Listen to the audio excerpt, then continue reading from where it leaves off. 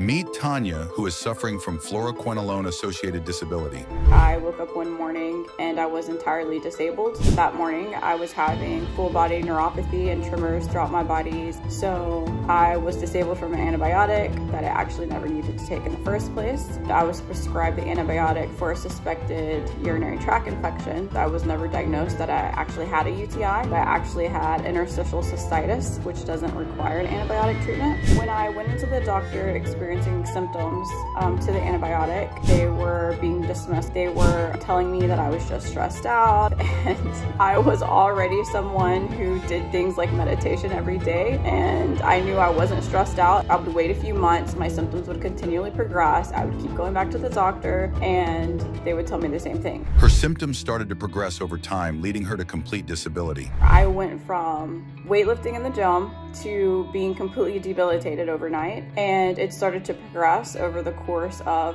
months to about a year. I lost my ability to walk from that point forward, and I also lost all ability to take care of myself. I was having radiating nerve pain up and down my spine. I couldn't lift my arms over my head. I lost my cognitive function, so I could not even hold regular conversations with people anymore. I could take about 10 steps, and that's all that I could do. I lost all ability to take care of my most basic hygienic needs. I had to have someone bathe me every single day. I couldn't do anything anymore. I was essentially completely bedbound, so I was requiring a 24/7 care provider for a year. Even though it was very hard to cope with it mentally, she still persevered. It was a very hard situation to mentally process because I went from what seemed like living a completely normal life, completely losing my entire strength. And it didn't make sense to me. I actually had a lot of people around me who were severely neglecting my situation, and that was also making it really hard for me to cope with. My biggest support through this was my husband, and still is my husband. He definitely reminded me who I was.